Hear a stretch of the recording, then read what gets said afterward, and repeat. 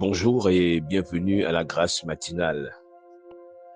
Nous voulons poursuivre ce matin la deuxième partie de comment travailler pour avoir une bonne renommée. Comment nous pouvons faire pour avoir une bonne renommée, pour étendre une bonne renommée, notre bonne renommée, parce que c'est possible pour tout le monde. C'est possible que nous ayons une bonne renommée. C'est prévu que nous devons avoir une bonne renommée. La Bible dit que nous pouvons tout par celui qui nous fortifie. Nous sommes tous capables. C'est vrai que travailler demande un effort. Alléluia. Mais cet effort, nous ne le faisons pas seuls. Nous avons le Saint-Esprit qui vient pour nous rendre capables de tout faire, vous savez. Le Saint-Esprit que tu as en toi te rend capable de tout faire. La Bible dit que c'est un esprit de force. De force. Donc, il te donne la force en toutes choses. Là où tu es faible, le Saint-Esprit te donne la force. Hier, nous avons vu les 3 premiers points sur les 7 que nous avons à voir sur comment travailler pour une bonne renommée. Nous avons vu les 3 premiers points et nous voulons terminer ce matin avec les 4 derniers points. Et le 4e point, comment travailler pour une bonne renommée.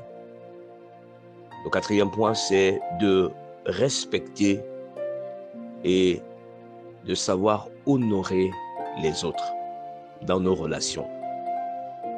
C'est de respecter et d'honorer les autres dans nos relations. Nous devons veiller à éviter les conflits inutiles, les critiques, les médisances. Nous devons apprendre à honorer les autorités, comme cela nous est recommandé dans les livres de Romains chapitre 13. Honorer les autorités, honorer les aînés, honorer les anciens, et même tous ceux qui ne partagent pas nos convictions, notre foi, tous ceux qui ne partagent pas nos opinions. Nous devons apprendre à respecter le point de vue contraire. Alléluia. Nous devons savoir souffrir d'écouter les autres. Tout le monde ne va pas aimer ou préférer le blanc ou le bleu comme nous. Nous devons savoir que nous sommes différents les uns des autres et nous sommes uniques. Alléluia. Nous devons comprendre que les autres ont aussi quelque chose à dire.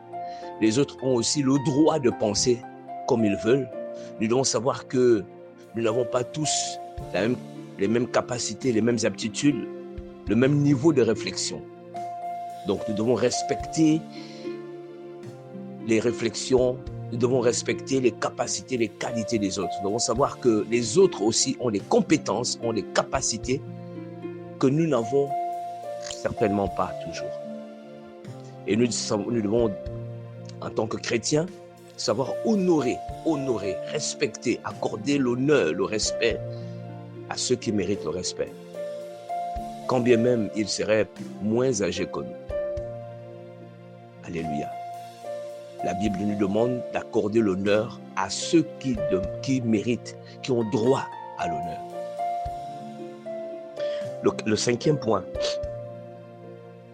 nous devons aimer sincèrement et servir avec humilité. Aimer sincèrement, aimer véritablement, sans hypocrisie. Aimer sincèrement et servir avec humilité. Romains chapitre 12, verset 9. Paul dit que la charité soit sans hypocrisie, ayez le mal en horreur, cherchez fortement le bien. Attachez-vous fortement au bien. Attachons-nous fortement au bien. Ce que tu fais, fais le bien. Vraiment, fais le bien. Ne faisons pas simplement parce que on nous impose, mais faisons-le pour notre propre dignité, pour notre propre image, de telle sorte, j'allais dire que l'on retienne, que l'on marque.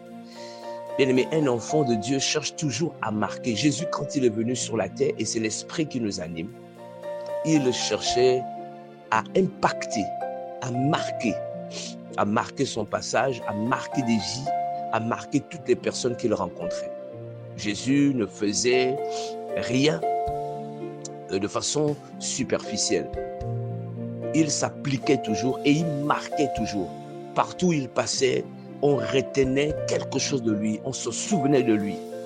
Et on voulait même le retenir. On voulait le retenir.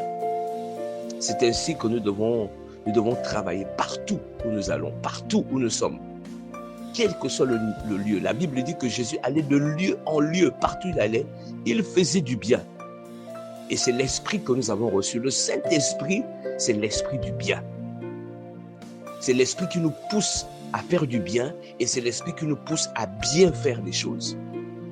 Alléluia. Donc, soyons accessibles et simples. Soyons accessibles et simples. Soyons bienveillants. Voici les comportements, les attitudes, les caractères qui vont marquer les gens, qui marquent les gens. Lorsqu'on est accessible, lorsqu'on est simple, on est simple, sans trop de protocole, bienveillant. Alléluia. Ne cherchons pas trop notre propre gloire. Ne cherchons pas trop ou seulement notre propre gloire, mais apprenons à honorer, à élever les autres. Apprenons à honorer les autres. Apprenons à valoriser les autres. Apprenons à encourager les autres. Apprenons à féliciter les autres. Le 6e point, c'est très important ce point, c'est de bien gérer sa communication. De bien gérer sa communication. De bien gérer ses paroles. De bien gérer les paroles qui sortent de notre bouche, les mots que nous employons et même notre communication sur les réseaux sociaux. Nous devons gérer notre communication avec sagesse et intelligence. Parce que malheureusement, les gens sculptent, analysent minutieusement tout ce que nous disons. Et parfois, les gens tordent le sens de nos propos, de nos paroles, de nos déclarations. Donc, bien-aimés, c'est mieux qu'on nous critique à tort. C'est mieux qu'on nous calomnie à tort. Alléluia. La Bible nous recommande d'être irréprochable, irrépréhensible. Ça peut être dur, mais c'est possible. Si Paul l'avait dit aux chrétiens de Thessalonique, c'est que c'est possible d'être irrépréhensible sur certains points. Et ça se cultive au fur et à mesure, progressivement dans notre vie. Nous devons mûrir, grandir. Au fur et à mesure que nous grandissons, la Bible dit que Jésus croissait. Luc chapitre 2, 52, autant pour moi, Jésus croissait en âge, en stature et en sagesse. Nous devons croître, nous devons grandir en sagesse. Nous devons grandir en connaissance.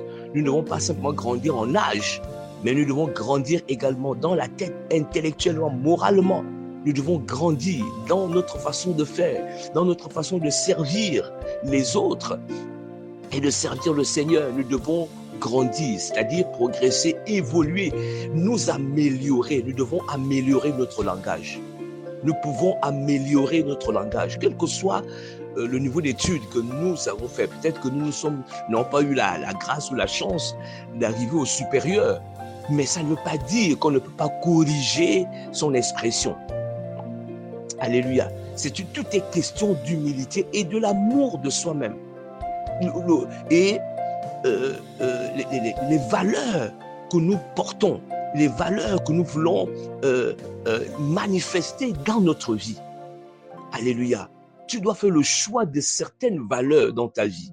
Je t'encourage aujourd'hui, assois-toi et regarde quelles sont, est-ce que tu as des valeurs? Est-ce que tu vis en fonction des valeurs? Alléluia. Donc, nous devons gérer et bien gérer notre communication, nos paroles, les paroles qui sont de notre bouche. Nous devons éviter des discours durs, des polémiques, des publications douteuses. Comme ce que nous faisons sur les réseaux sociaux, nous prenons une information ici et nous la publions sans vérifier la source, etc. Alléluia. Nous ne devons pas vivre à la manière du monde parce que nous savons désormais que tout ce que nous faisons, que ce soit en acte ou en parole, tout est question de réputation, de renommée après. Tout ce que nous faisons va nous donner une renommée. Bien-aimés, si nous nous aimons nous-mêmes, si nous craignons notre Dieu, si nous voulons honorer notre Dieu, si nous voulons que les gens honorent notre Dieu, que les gens respectent notre foi, que les gens continuent d'écouter notre prédication, que les gens, que notre évangélisation continue d'avoir de l'impact, alléluia, nous devons veiller sur nous-mêmes. Nous devons veiller sur nous-mêmes. Paul a dit à Timothée, dans 1 Timothée chapitre 4, il dit « Veille sur toi-même, veille sur toi-même ». Alléluia. Et enfin, le 7e point, c'est de laisser Dieu lui-même faire notre renommée. Alléluia. Bien-aimés, soyons humbles. Là, ça demande également de l'humilité. Laissons Dieu faire notre renommée. Ne soyons pas attirés par de vaines gloires. Ne cherchons pas à tout prix à ce que les gens nous connaissent. Ne cherchons pas nous-mêmes des connexions. Ne cherchons pas des connexions. Le Dieu qui t'a appelé, il sait que tu dois avoir des connexions pour arriver à quelque part. Il nous a créés avec un plan. Dieu a un plan, a la feuille de route de notre vie. Tu comprends ça?